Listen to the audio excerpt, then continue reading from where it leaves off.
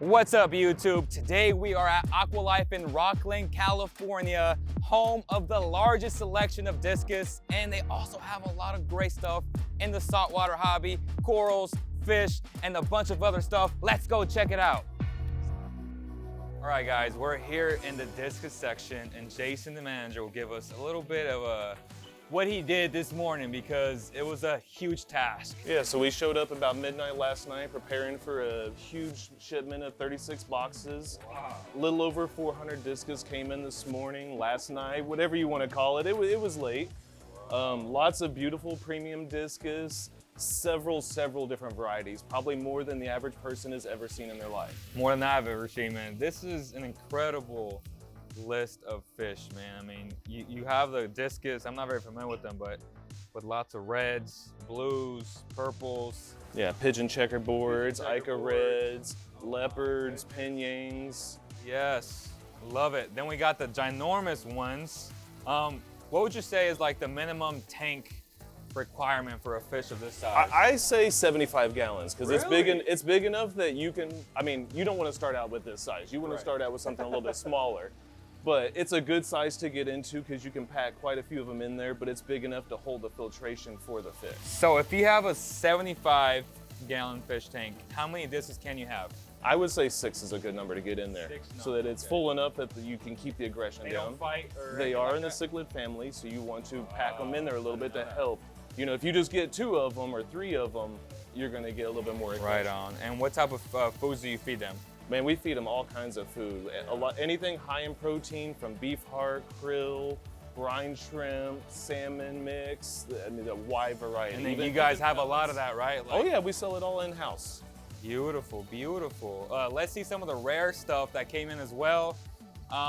Very funny because you would think it's the opposite, right? Not very colorful, very dual, black stripes, but these are actually pretty rare and you guys have them. Yeah, we don't get in a whole lot of those. Some of them that are prettier can be more common, you know, but definitely a wide variety. There's probably 40 different kinds of discus in right now. Yeah, like I'm looking at this red one here and I'm like, that has to be like the gem, like the super rare one, and like these are more common, right? Yes. Wow. Yeah, the moonstones are pretty common.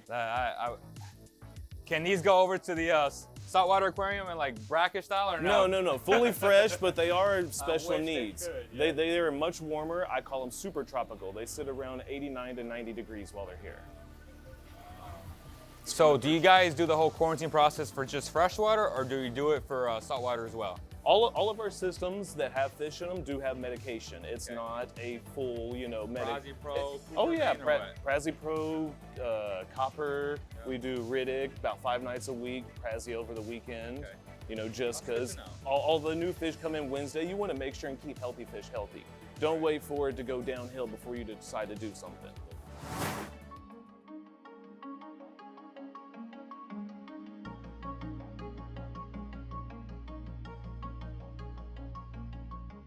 So kind of give me a little brief of what you guys have in stock. Yeah, right now. so from this end all the way down to the other end is our freshwater wall. This side is going to be more tetras, more mollies, like you said, more community-friendly fish.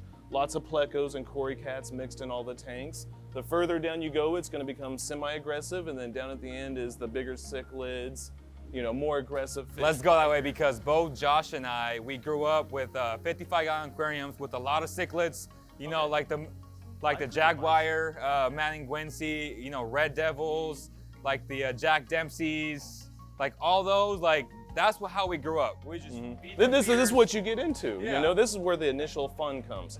Big knife fish.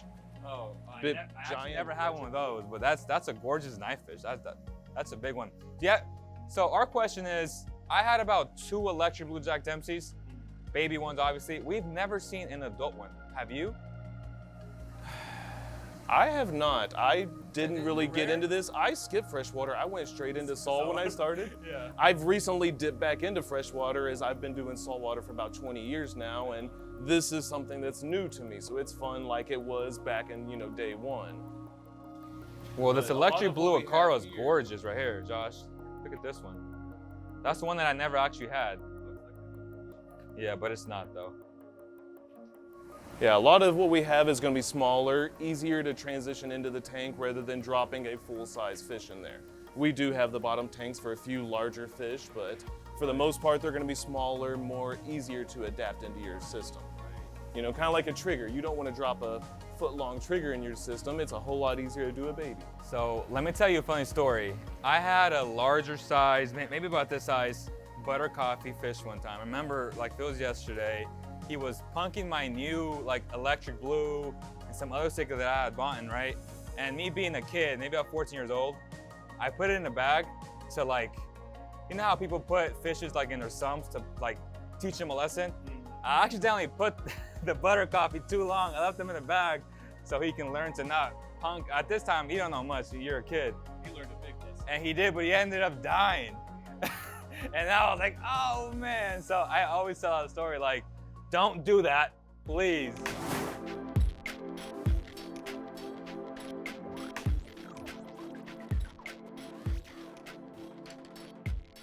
Now let's get to the meet and greedy, man.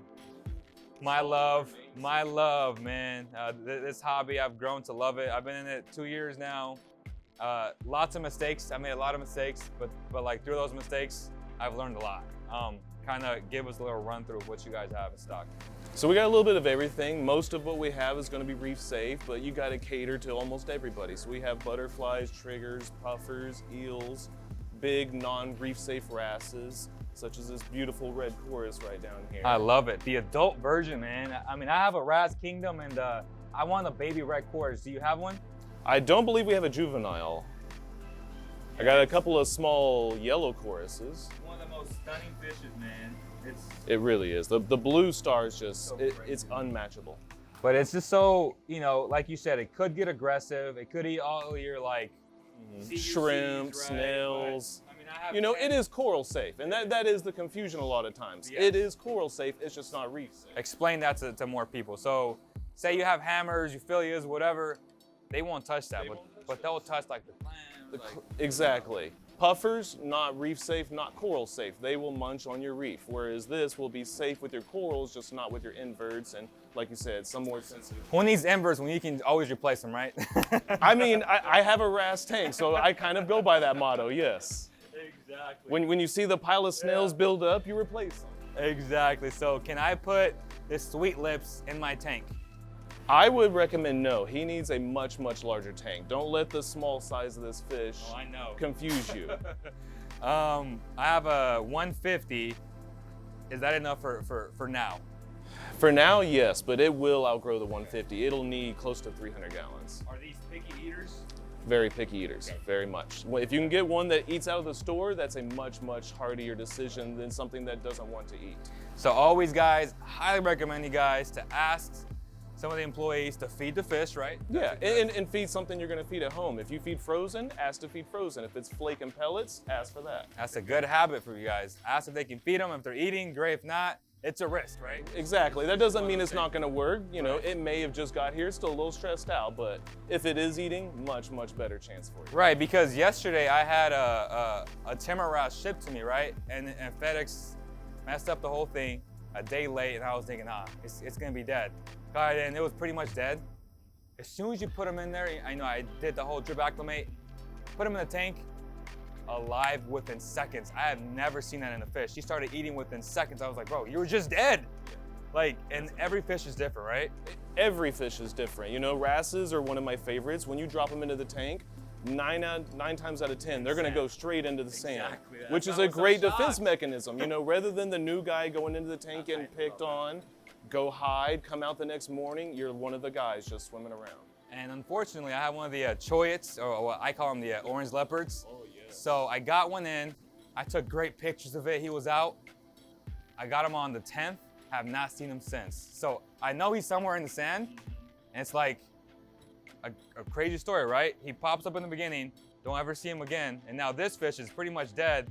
Put him in there, and he's in there like he was like the first fish in the tank. Like, wrasses are just so unpredictable.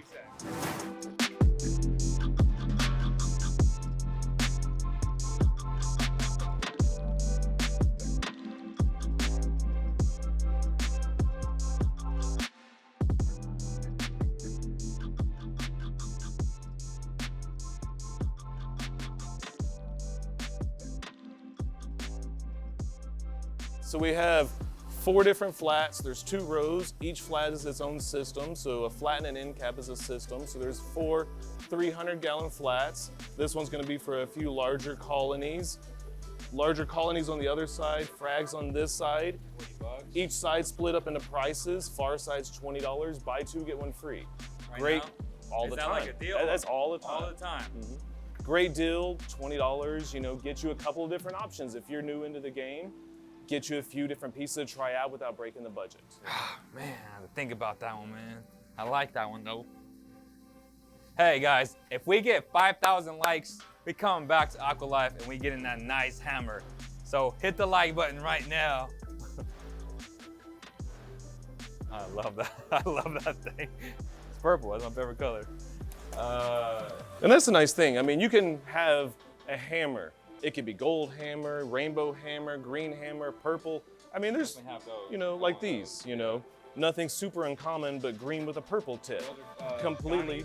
Oh yeah, a couple of Ghanies. This is the workshop, things that either, I mean, even some things that are softies are still really nice. The button scully doesn't need to be in there. Oh, that's you a know. baby scully? Yeah, that's a little button scully. Does it ever get big? Not as big as the regular like war paints. Oh, what? Some nice Florida Recordias and a couple of other mushrooms. Oh yeah, these are gorgeous mushrooms